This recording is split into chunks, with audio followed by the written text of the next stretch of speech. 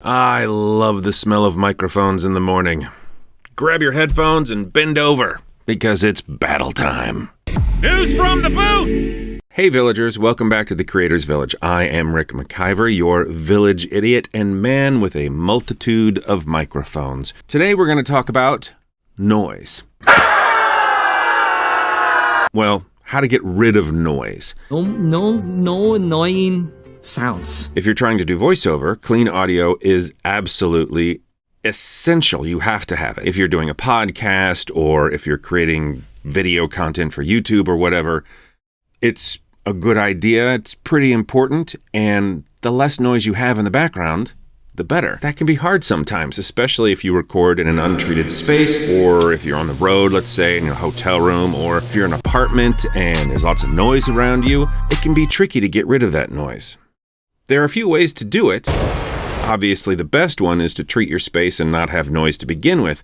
But if you can't do that, you have some options. What I've been talking into this whole time so far is the Tonor Orca mic. In all fairness, Tonor sent me this microphone, even though I kind of told them not to. It's been sitting on my shelf for about 6 months because I really didn't have a reason to review it or talk about it, because it's a $70 USB microphone that kind of sounds like every other $70 USB microphone. But it does have one difference. It has an easy button, or a noise cancellation button on it. Not many other USB microphones have that button. This is the Tula microphone. This microphone has a very sophisticated noise cancellation system that we are going to try today. This is the new audio interface from Lewitt. It's called the Connect 6. It has basically an easy button on it. We're going to test these three and see which one comes out on top. Now, price-wise, this one's $70. The Lewitt interface is $300, and the Tula is about $350, $370, depending on where you look at this time. Both my wife and I work from home. She has an office that's right above mine. Normally, I have to wait until she's in between calls before I can record something in this space. However, for the purposes of this test, we're going to see if we can capture some of that audio from upstairs.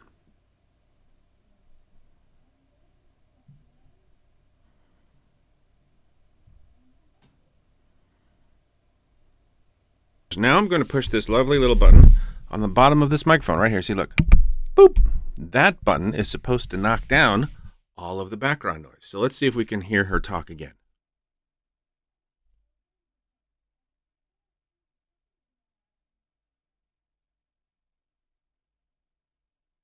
Could you hear that? I can hear that. That's obvious to me. I wonder if the microphone picked it up. All right, time to take it back off. Never would you record in this kind of environment where you have that much fan noise behind you. However, for the purposes of a demonstration, let's see how good the Orca does. Let's push the button. It's really important to be able to talk while that noise is on without having the gate sound open and close and open and close. Now, obviously, I'm not monitoring this in real time. It would pretty much be impossible, so I'm going to have to do some judging later after I edit, but this is how it sounds. Let's move on to the Tula. Now, the Tula noise cancellation is a little bit different. You hold down the button, it takes a sample of the room sound, and then it kicks in with its Brus-Fi noise reduction system. Let's see if it works. First, we need to listen to this room with my wife talking on the phone upstairs without noise reduction on. Here it is.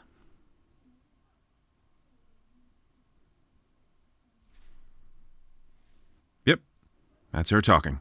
Now, let's turn on the noise cancellation system. Okay, there we go. Noise cancellation is now on. I held the button down for a second before I hit the record button. A little bit tricky, but noise cancellation is now on. My room is fairly quiet, but my wife is still talking upstairs. Can you hear her?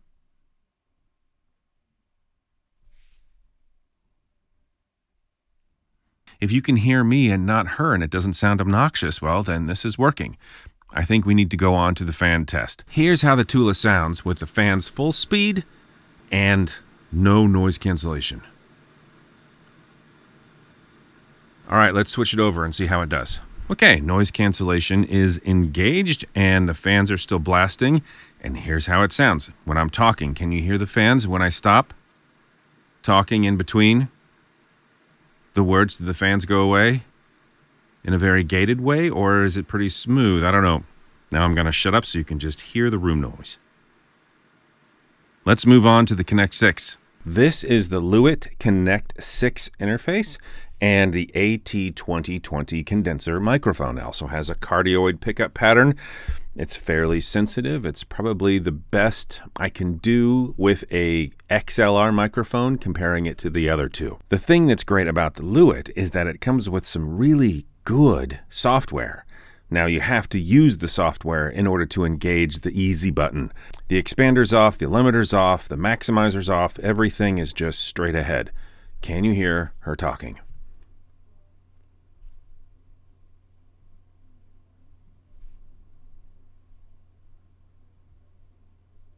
As you can see, there's a button called Audio Setup, and you just click it.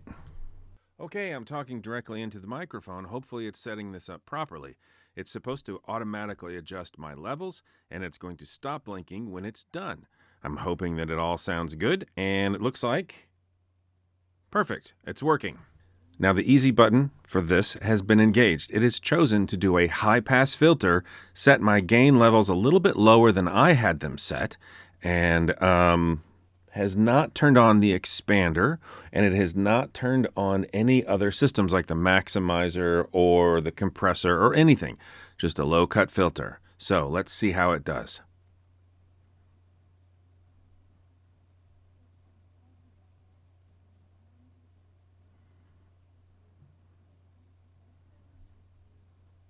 My guess is without a downward expansion and just a high-pass filter, you're not going to hear much of a difference.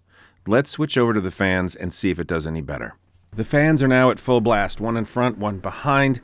This is the worst situation you could possibly put yourself in and when you're trying to record. Well, maybe not the worst, but it's not great. Let's see how Lewitt does with this. This is what it sounds like when I talk, and this is what it sounds like when I don't talk. Again, no limiter, no expander when it sets this up, just a high-pass filter. Okay, let's hear how it sounds.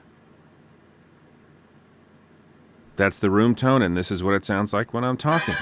Welcome to my 1990s original vintage mint, never remodeled, never re-updated bathroom. As you can tell, it sounds very reverberant, as it should, because it's a bathroom.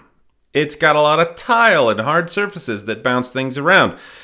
And so what this microphone is hearing right now is not just my voice, but also the reverb in the room. Now I know that when you're talking into a microphone, the closer you are, the more source sound you get and less reverb. So we're going to do this consistent for all the microphones. I'm going to be a fist and a thumb away. There we go. I'm not going to move from this position. This is how it sounds without any treatment. I'm going to go ahead and push the easy button to see if it makes a difference. Now the easy button has been engaged. Is there less reverb? I wonder. I'm really looking forward to actually editing all these things down together because I'm very curious of the results. This is the Orca. This is how it sounds, about a fist and a thumb away. The easy button is engaged. Hopefully there's less reverb. Let's switch over to the Tula and see how it sounds. I've switched over to the Tula mic. Now, if you look, I'm a fist and a thumb away. All right, so this should be consistent with the other test. Now, it's not really designed to be echo cancellation, but I want to see if it helps. So let's switch this over to background noise reduction and see if it helps with the reverb at all. And I'm recording again. So now I have the noise reduction on. I don't know if it's going to do anything for the reverb in the room. It's really not designed for that, but who knows? Maybe it helps a little bit. So this is what this sounds like with the noise cancellation on in a very untreated space. What about the Connect 6? Let's move on to that one next. All right, the camera is on, the microphone is on, everything seems to be working. Here I am, a fist and a thumb away from the AT2020 going into the Lewitt. Now, right now, The settings are off, right? There's no extra compression, there's no downward expansion, there's nothing. Now, from our experience before, it seems like the only thing that the Lewitt does when you go to try to set it up with the easy button is throw a high-pass filter on it. Let's see if that stays consistent in this environment. So again, the only thing it seems to have done is turned on the high-pass filter and reduced the gain a little bit. And this is what it sounds like when you use the easy button in this kind of space. Kind of a bummer. I think it's officially time to edit all the footage together. I'm going to take this, put it all together, listen to this footage about 1 billion times, and I'll be right back with what I think. Take it away, future me. This didn't go as I planned.